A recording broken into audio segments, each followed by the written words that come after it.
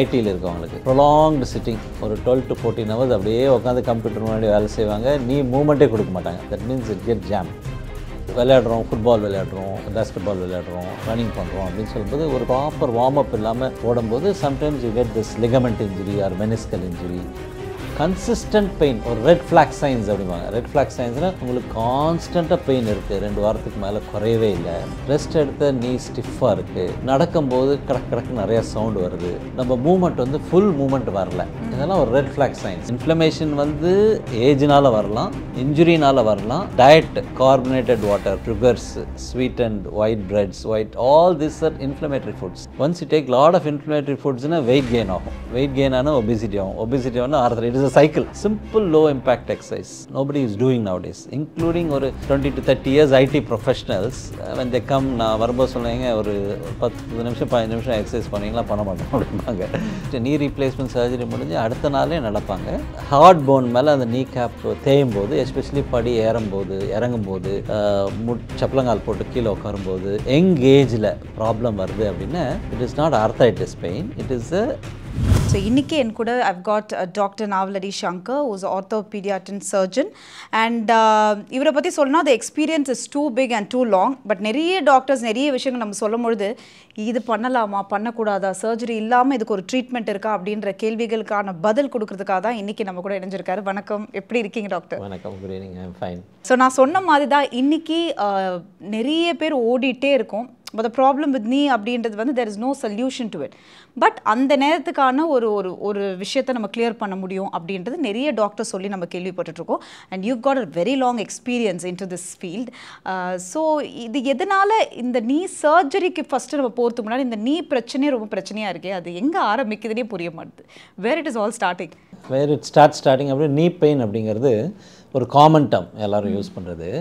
So எல்லாருமே knee pain உடனே arthritis அப்படின்னு ஜம்ப் பண்ணிடுவாங்க, which is not so. First ஒரு காமனாக ஒரு எது நார்மல் பெயின், எது ஆர்த்ரைட்டிஸ் பெயின் அப்படின்னு சொல்லி கண்டிப்பாக நம்மளுக்கு ஒரு வித்தியாசம் தெரியும். இப்போ நார்மலாக யாராவது முட்டி வலி வருது அப்படின்னா ரெஸ்ட் எடுத்து சரியாக போயிடும்.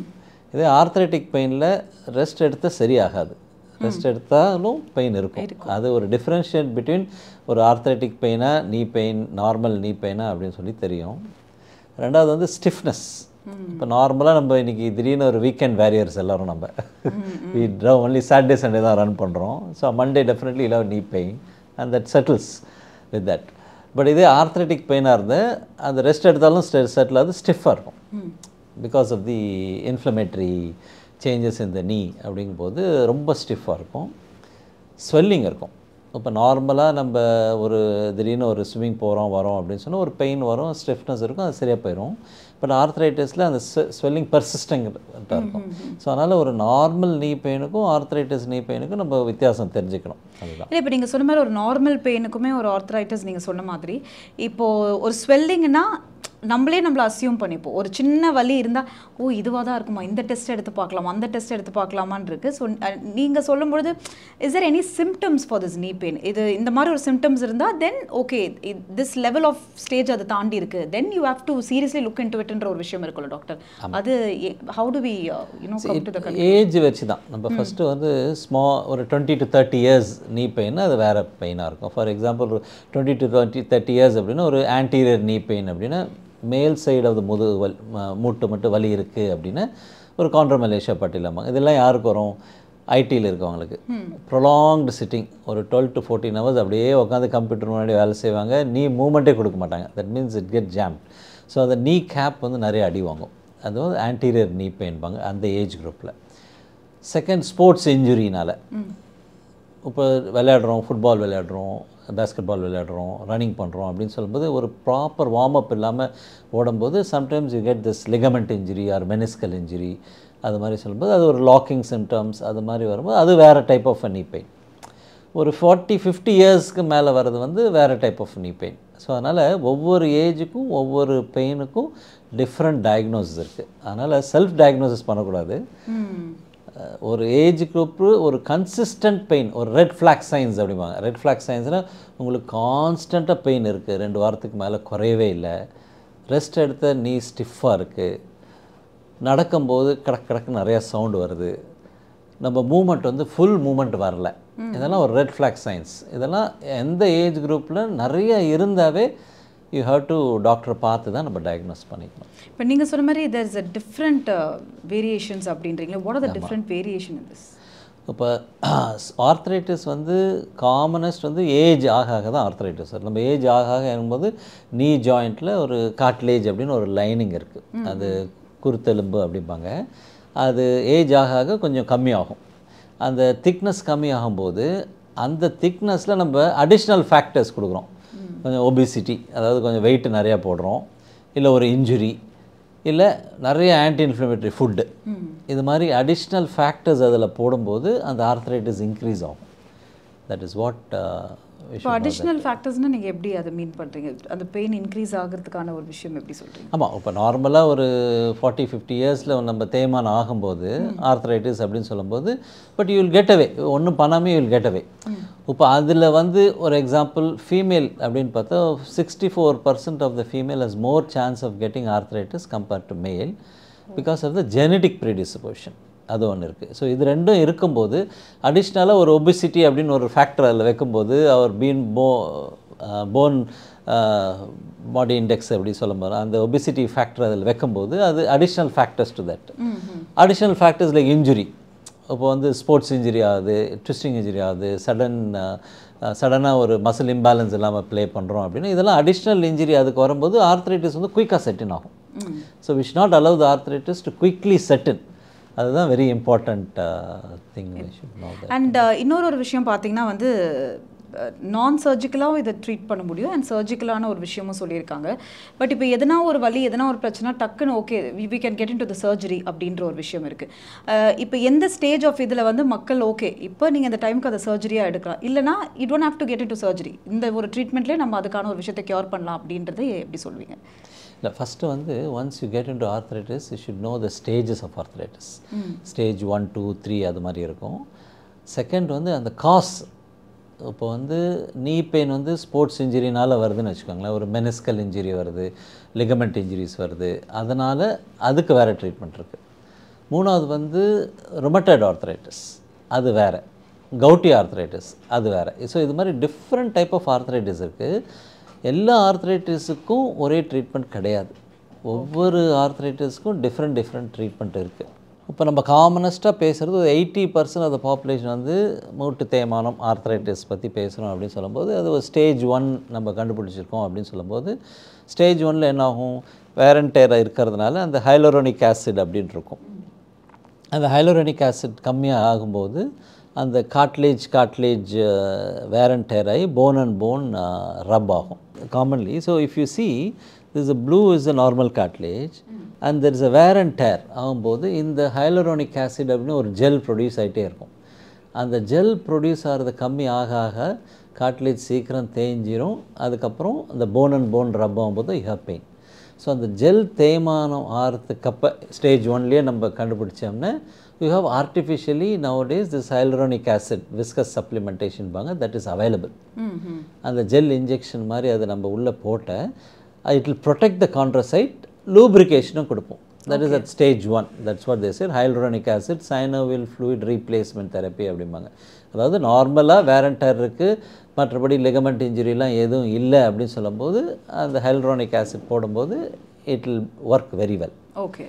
Little bit okay, stage 2 அப்படின்னு போகிறோம் அப்படின்னு சொல்லும்போது லேட்டஸ்ட்டாக what we have is called orthobiologics. Orthobiologics அப்படின்னு it's a new subject where you have platelet-rich plasma, we have stem cell therapy, we have tissue engineering. These all are new subjects இப்போ develop ஆகிடுது. platelet-rich plasma அப்படின்னு நம்ம பிளட்டை எடுத்துட்டு அந்த பிளட்லேருந்து சிவப்பு அணுக்களும் வெள்ளை அணுக்களும் பிரிச்சுட்ட ஒரு platelet-rich plasmaன்னு ஒன்று வரும். அதுதான் ஸ்டெம் செல்ஸ். அந்த ஸ்டெம் செல்ஸில் வந்து நிறையா க்ரோத் ஃபேக்டர்ஸ் இருக்குது, டிஜிஎஃப் ஃபேக்டர்ஸ் எல்லாமே இருக்குது. அந்த ஸ்டெம் செல்ஸ் வந்து நம்ம மூட்டுக்குள்ளே செலுத்தும் போது it helps to repair your knee. Biologically it will repair your knee. It will start processing, biologically repairing the knee so that it does not go அடுத்த ஸ்டேஜுக்கு போக விடாமல் தடுக்கணும் அப்படின்னு சொல்லும்போது ஒரு பயாலஜிக்கல் ரிப்பேர் அப்படின்னு சொல்லும்போது that is a latest treatment. அதாவது நம்ம போன் செல்ஸை எடுத்து பண்ணுறது, நம்ம ஃபேட் செல்ஸ் கொஞ்சம் ஸ்டேஜ் 2 or 3க்கு போயிட்டுருக்கு அப்படின்னு வச்சுக்கோங்க. அப்போ நெக்ஸ்ட்டு இன்னும் அதிகமாக செல்ஸ் தேவைன்னு எங்கே இருக்குது? நம்ம ஃபேட்டில் இருக்குது. It's call adipose derived stem cells அப்படிம்பாங்க.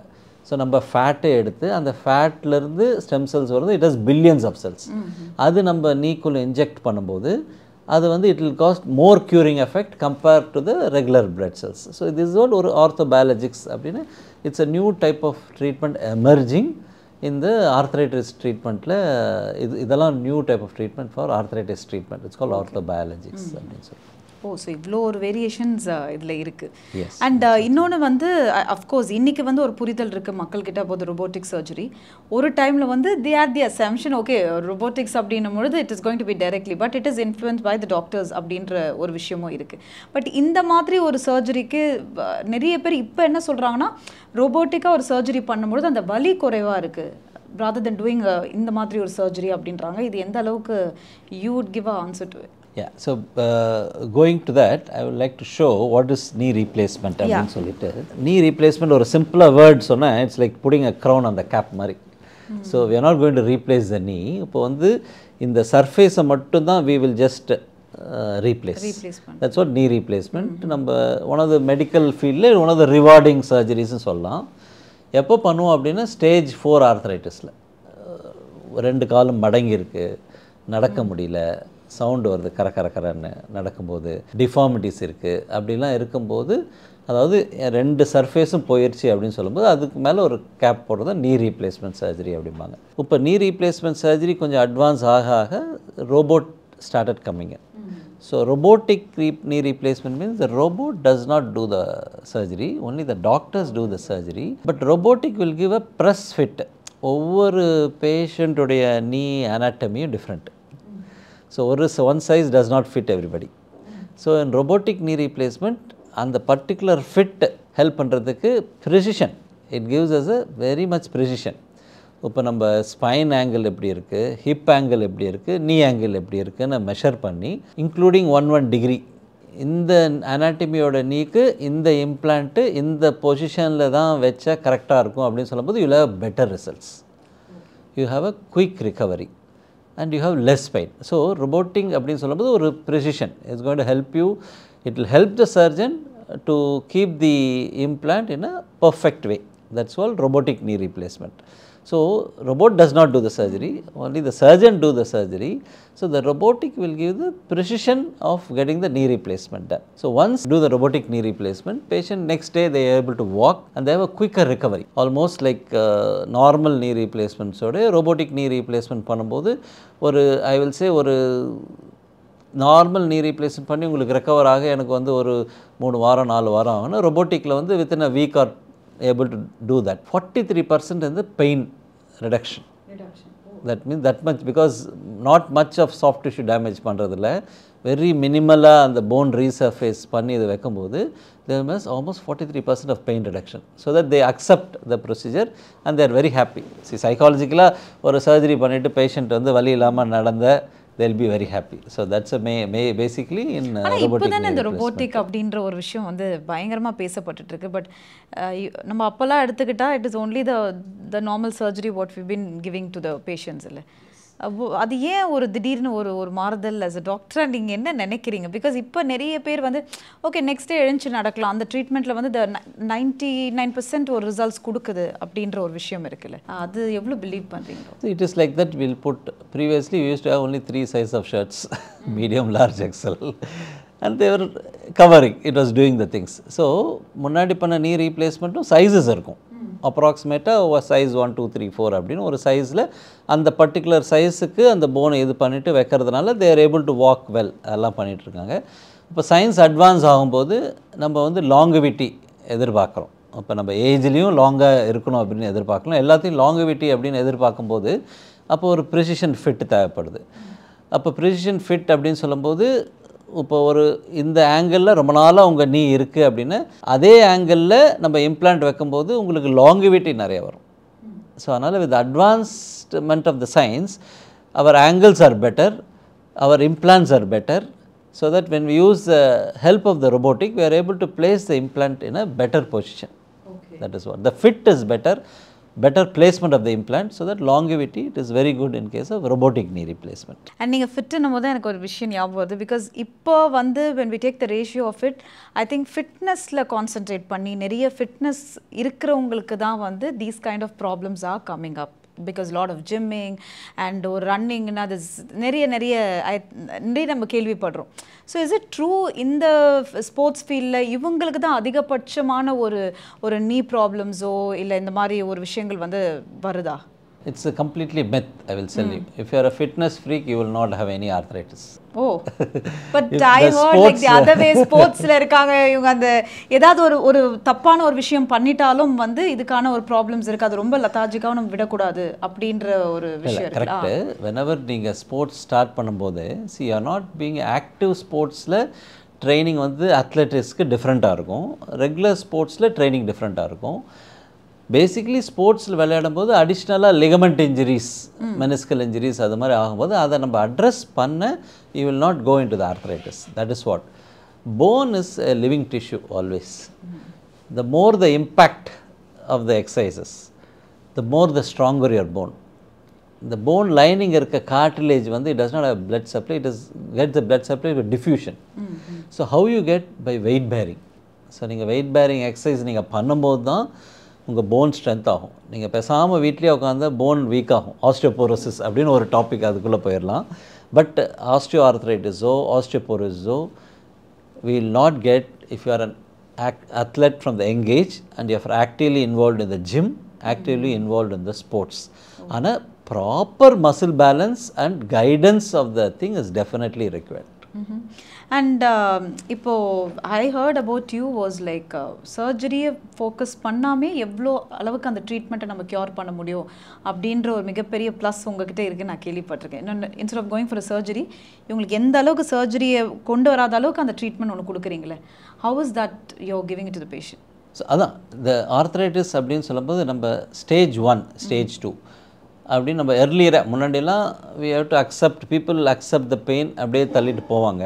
இப்போ வந்து நம்ம எர்லியராக if you are going to catch a person with arthritis, where we use this orthobiologics method where you can try to reverse the arthritis.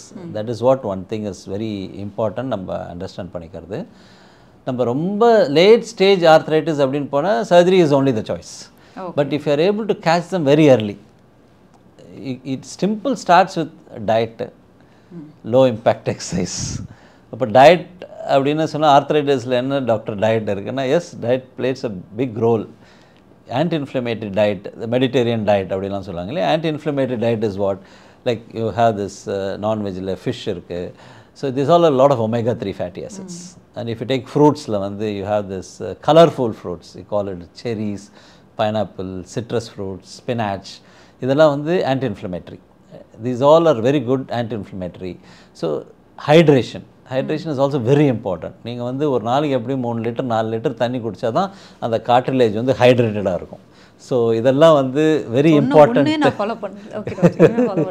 இல்லை சொல்கிறேன், இதெல்லாம் வந்து very important to start with. இதெல்லாம் ஒரு ஆர்த்ரைட்டிஸ் நம்ம போகிறதுக்கு முன்னாடி இதெல்லாம் நம்ம வந்து டயட்லேருந்து ஃபாலோ பண்ணணும். ஏன் ஆன்டி இன்ஃப்ளமேட்டரி டயட் அப்படின்னு நீங்கள் கேட்டிங்கன்னா, ஆர்த்ரைட்டிஸ் செட் ஆகிறதே பிகாஸ் ஆஃப் த இன்ஃப்ளமேஷனால தான். இன்ஃப்ளமேஷன் வந்து ஏஜ்னால் வரலாம், இன்ஜுரினால் வரலாம். Diet, carbonated water, sugars, sweetened white breads, all these are inflammatory foods. Once you take lot of inflammatory foods, weight gain ஆகும். weight gain ஆனா obesity ஆகும். obesity ஆனா arthritis. It is a cycle. So we have to cut anywhere. Start from diet, you have to start the anti-inflammatory diet. அதுக்கப்புறம் cut down your weight. Make sure that you don't put on your required body or height and age-க்கு தகுந்த மாதிரி weight தான் இருக்கணும். அது more weight, obesity இருந்தால் கூட it will, all your brunt is taken on the knee. Knee is a weight bearing joint. So all the weight goes to the knee. So இதெல்லாம் வந்து you have to control at every level. Simple low impact exercise nobody is doing nowadays, including ஒரு 20 to 30 years IT professionals. When they come, நான் வரும்போது சொல்லுவாங்க ஒரு 10 நிமிஷம் 15 நிமிஷம் exercise பண்ணுவீங்களா? பண்ண மாட்டேன் அப்படிம்பாங்க. Because they don't do ஒரு வீக்லி ஒரு 3 days walking. Very simple low impact exercise. ஏன் இம்பேக்ட் எக்ஸசைஸ் எதுக்கு வேணும்னா, இம்பேக்ட் எக்ஸசைஸ் இருந்தால் தான் போன் ஸ்ட்ரென்த் ஆகும், கார்ட்லேஜ் ஸ்ட்ரென்த் ஆகும். Knee health, cartilage health is important because of the impact and weight bearing exercise. If you go to other topic, sarcopenia அப்படிம்பாங்க. Young ஏஜில் sarcopenia வயசான கிடையாது. சார்கோபீனியா என்னென்னா muscle weakness. That's because you don't even do any weight lifting. Even ஒரு 2 kg weight lifting, ஒரு 5 kg weight lifting தான் muscle will develop. Muscle develop ஆனால் bone will get strengthen. Then again go to the cardio. So it is a cycle where they have to do simple ஒரு walking பண்ணுறீங்க, ஒரு swimming பண்ணுறீங்க, இதெல்லாம் ஒரு low impact exercise is enough. High impact தான் பண்ணணும்னு கிடையாது. ஒரு simple low impact exercise if you do it is good for the joints. படுத்துகிட்டே heel slides பண்ணுறீங்க, படுத்துகிட்டே கால் மேலே தூக்கி இறக்குறீங்க, இதெல்லாம் வந்து லோ இம்பேக்ட் எக்ஸசைஸ். எல்டர்லி பீப்புளுக்கு அட்லீஸ்ட் ஒரு லோ இம்பேக்ட் எக்ஸசைஸ் அவங்க மெயின்டைன் பண்ண it is very good. Younger பேஷண்ட்டுக்கு high impact exercise is very good. That's what I said athletes, gym going people don't have osteoporosis or osteoarthritis. அண்ட் நீங்கள் சொன்ன மாதிரி since it's rewarding surgery அப்படின்னும் பொழுது சர்ஜரிக்கு அப்புறம் how long will it take for them to get better and எவ்வளோ சீக்கிரம் நீங்கள் சொன்ன மாதிரி இப்போ ரொபோட்டிக்னால சீக்கிரமாக எழுந்து நடக்கலானாலும் சர்ஜரிக்கு அப்புறம் since you've met lot of patients அப்படின்னா அதுக்கான ரிசல்ட்ஸ் எவ்வளோ தூரம் இருக்குது doctor after surgery? See, after surgery எப்படியும் ஒரு ஃபிசியோதெரப்பி ஒரு ப்ரோட்டோகால் இருக்கும். 1 week, 2 weeks, 3 weeks, 4 weeks அப்படின்னு சொல்லிட்டு யூஸ்வலி சர்ஜரி முடிஞ்சு அடுத்த நாளே நடப்பாங்க patient. They walk the next knee replacement surgery முடிஞ்சு அடுத்த நாளே நடப்பாங்க. The pain will be better when you do a robotic knee replacement. இந்த knee replacement nowadays we control with the pain control analgesia அப்படிம்பாங்க. அதாவது ஓரல் மெடிக்கேஷன் எடுக்காமல் அந்த காலுக்கு போகிற நரம்புகள் மட்டும் நம்ம பிளாக் பண்ணுற மாதிரி இப்போ எல்லாம் ரீசெண்டாக அனஸ்தீசியா வந்திருக்கு. ஃபெமரல் பிளாக்ஸ், நர்வ் பிளாக்ஸ் அப்படிலாம் சொல்லுவாங்க. அதில் பண்ணும்போது அந்த கால் நரம்பு பெயின் மட்டும் கண்ட்ரோல் ஆகும். பட் மற்றபடி அவங்க மூவ் பண்ணுறது அதெல்லாமே பண்ணிக்கலாம். ஸோ அந்த அட்வான்ஸ்மெண்ட் ஆஃப் அனஸ்தீசியா இருக்கிறதுனால ரிகவரி இஸ் டெஃபினெட்லி குயிக். ஒரு 10th day தையல் பிரிப்பாங்க. ஒரு 3rd week 4th weekலேருந்து they will be able to comfortably do அவங்க நார்மல் ஆக்டிவிட்டீஸ் அவங்க பண்ணலாம்.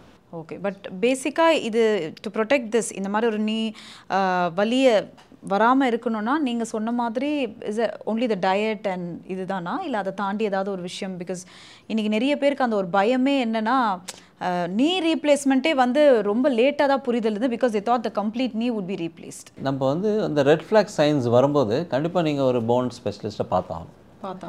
ஒரு ரெட் ஃப்ளாக் சைன்ஸ் வெதர் அது ஒரு பெயின் கண்டினியூஸாக மோர் தென் ஒரு 3 weeks குறையாமே இருக்குது அப்படின்னு சம்திங் அண்டர்லைங் பெத்தாலஜி என்னன்னு கண்டுபிடிக்கணும். ஸோ அதனால் அது நம்ம அண்டர்லைங் பெத்தாலஜி ட்ரீட்மெண்ட் பண்ணிட்டாவே நீ பெயின் பாதி குணமாயிரும். அது எல்லாமே ஆர்த்தரைட்டிஸ் பெயின் அப்படின்னு நினச்சி நிறைய பேர் சும்மாவே பயந்துட்டே டாக்டர்கிட்ட போகாமல் உட்காந்துருக்கிறது இட்ஸ் அ பேட் ஐடியா.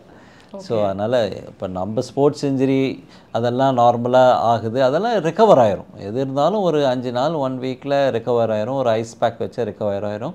இதெல்லாம் நம்ம வந்து ரெக்கவரே ஆகலை, கான்ஸ்டண்ட்டாக ஒரு 3 weeks மேலே பெயின் இருக்குது அப்படின்னு then you have to meet the doctor to get the diagnosis.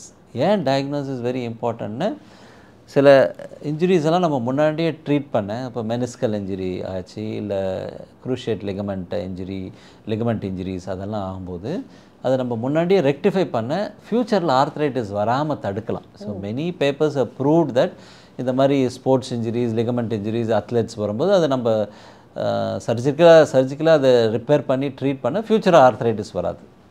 if you test before itself சொல்கிறீங்க? No, if you address the pathology before நம்ம address பண்ண further futureல arthritis you can prevent arthritis. That is what. Doctor நிறைய விஷயம் ரொம்ப அழகாக நீங்கள் அதாவது ஒரு சயின்ஸ் கிளாஸில் இருக்கிற மாதிரி அழகாக சொல்லி கொடுத்துருக்கீங்க. பட் எனக்கு என்னென்னா ஒரு 30+ இருக்கிறவங்களுக்கும் பார்த்தீங்கன்னா ஒரு படி ஏறுனா டக்குன்னு ஒரு நீ பெயின் வருது அப்படின்றாங்க. இந்த மாதிரி நிறைய விஷயம் நம்ம கேள்விப்படுறோம்.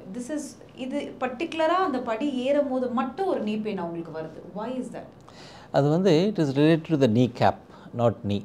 அந்த பட்டையில் அப்படின்னா நீ கேப் இருக்கு இல்லையா, அந்த நீ கேப்பில் வந்து அண்டர் சர்ஃபேஸ் அந்த நீ கேப்பில் வந்து அந்த கார்டிலேஜ் இருக்குது.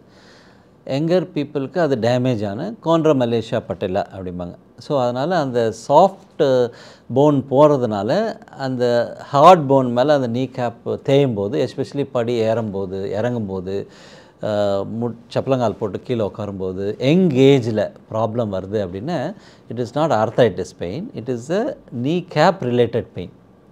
ஸோ இட்ஸ் கோண்ட்ரோமலேஷியா பட்டேலாம்பாங்க. ஸோ அது வந்து ஏன் வருதுன்னா again when they have a less calcium intake, less vitamin D3 intake, நம்ம ஃபுட்டில் ப்ராப்பர் கால்சியம் ரிச் ஃபுட் இல்லாத அப்படின்னு சொல்லும்போது அந்த bone under surface of the bone weak ஆகும்போது அந்த கார்டிலேஜ் தேய்மானம் அதிகமாகும். ஸோ அதனால தான் யங் ஏஜ்லேயே ஆன்டீரியர் நீ பெயின் அப்படின்னு சொல்லுவாங்க.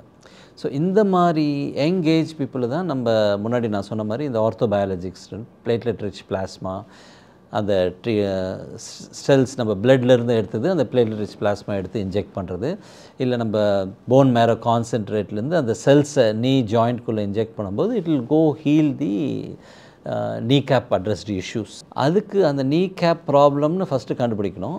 அதுக்கு தகுந்த மாதிரி ஸ்பெஷல் எக்ஸசைஸ் இருக்குது. அதுக்கு தகுந்த மாதிரி quadriceps strengthening exercise, hamstring exercise, அதே மாதிரி இதுக்குன்னு ஒரு ஸ்பெஷல் நீ கேப்ஸ், செப்பரேட் நீ கேப் இருக்குது. ஸோ தட் இந்த நீ கேப் வந்து அலைன்மெண்ட் அப்படின்னு சொல்லும்போது நம்ம இப்போ முட்டி மடக்கி அப்படி நீட்டும் போது அது ஸ்ட்ரைட்டாக போயிட்டு வந்த ப்ராப்ளம் இருக்காது.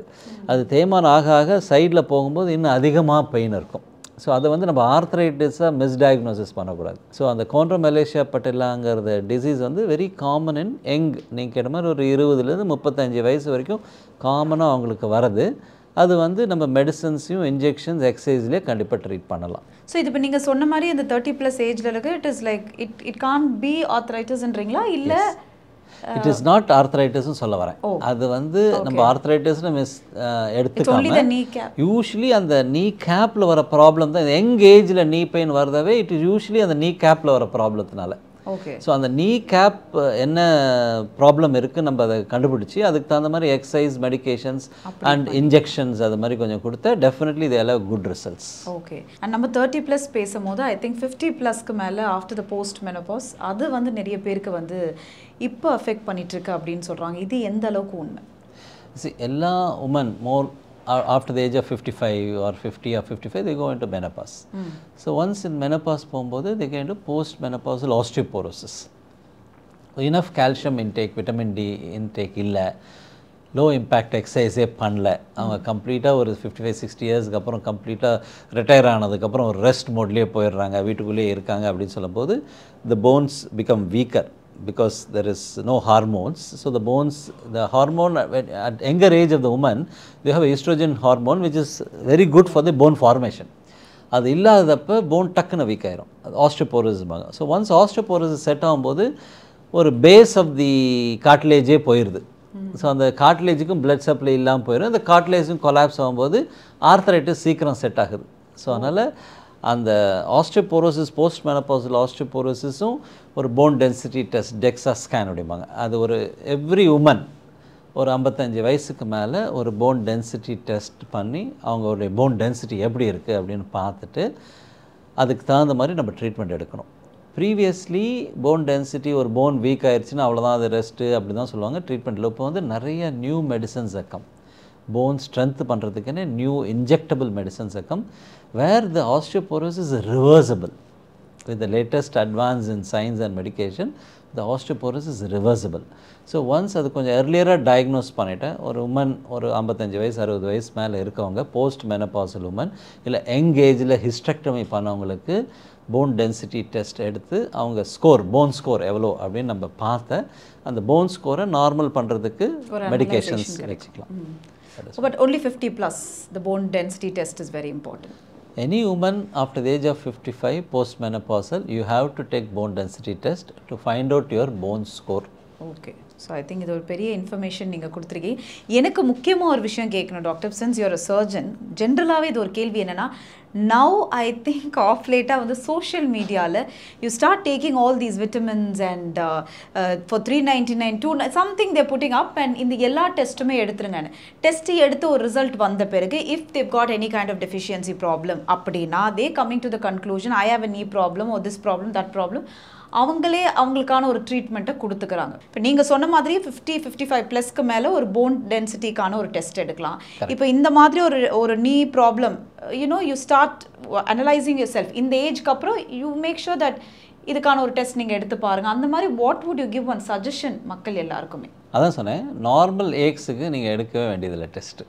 ஒன்லி ரெட் ஃப்ளாக் சைன்ஸ் இருந்தால் தான் நீங்கள் போய் எக்ஸ்ரேவும் டெஸ்ட்டும் எடுக்கணும். செகண்டு அடிஷ்னலாக இப்போ உங்களுக்கு டெஃபிஷியன்சி இருக்குது அப்படின்னா நீங்கள் ஒரு பிளட் டெஸ்ட் எடுத்து பண்ண, it is all not related to the bone ஹெல்த்னு சொல்ல முடியாது, கட் ஹெல்த் ப்ராப்ளம் இருந்தால் கூட டெஃபிஷியன்சி இருக்கலாம். Again that's a different topic. ஏன் அப்படின்னு சொல்லுது, people taking vitamins regularly, which is if you take, see there are many two types of vitamins, water soluble vitamins and fat soluble vitamins. நீங்கள் water soluble vitamins நீங்கள் எவ்வளோ தான் எடுத்தாலும் அடுத்த நாளே it goes out. It's not going to stay in the body more than that. Fat soluble vitamins, yes, some vitamins are very essential.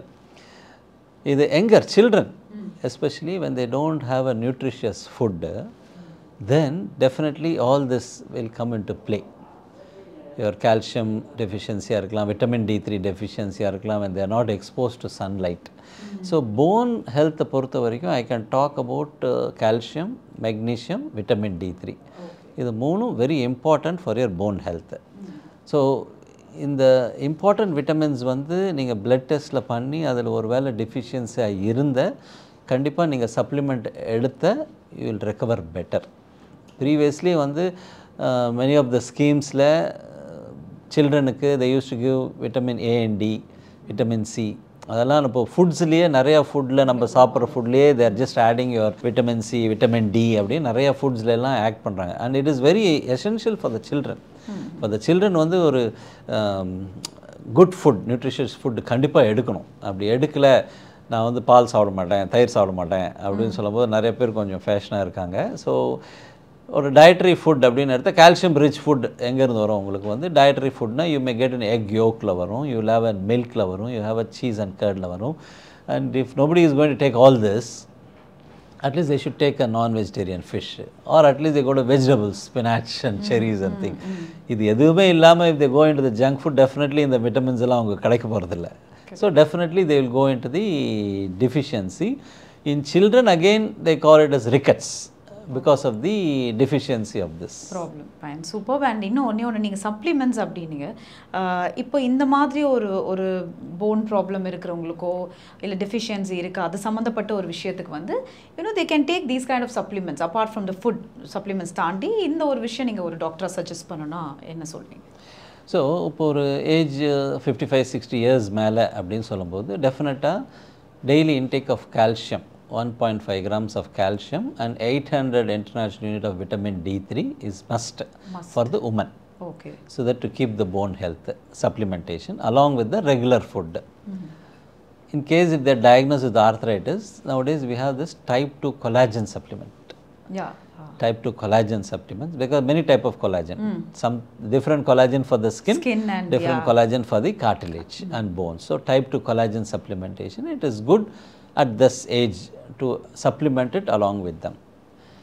Younger people, they can take some omega-3 fatty acids and magnesium, which is again it's an anti-inflammatory to prevent further inflammatory arthritis in the body. In the supplementation edukradhanaala it is very good. If you are regularly I take non-veg, I take lot of fish, sardines, it already has an omega-3 fatty acid, you do not need supplement தேவையில்லை. But நான் வந்து diet அவ்வளோவா எனக்கு problem இருக்குது இதெல்லாம் எடுக்க முடியலன்னு டெஃபினட்டாக சப்ளிமெண்ட் எடுக்கிறதுனால it is good only. I won't say it is bad. Super, thank you so much doctor. So இன்னைக்கு இருக்கக்கூடிய மக்களுக்கு generally you want to give as a tips or as an advice இந்த ஒரு விஷயம் ஃபாலோ பண்ணுங்கன்னா what would you like to address today? I would advise first thing is everybody should take part in sports. Children, please do some running activities and play. Don't concentrate fully on studies. From children I will start. Young adults I will start. College students when they go, okay, until +2 ரொம்ப பிஸியாக இருந்துட்டோம், college போன please start going to the gym. Do active sports. It gives for the mental stability as well as the bone stability and joint health stability. 50 years மேலே கண்டிப்பாக நீங்கள் walking போங்க. ஒரு low impact exercise கண்டிப்பாக பண்ணுங்கள். Additionally calcium rich foods எடுத்துக்கோங்க. That's it. So இதெல்லாம் கண்டிப்பாக ஃபாலோ பண்ணிங்கன்னா you can at least prevent from all these things அப்படின்னு சொல்லியிருக்காரு. So thank you so much doctor. It was very informative and nice meeting you. Thank you very much. Thank you.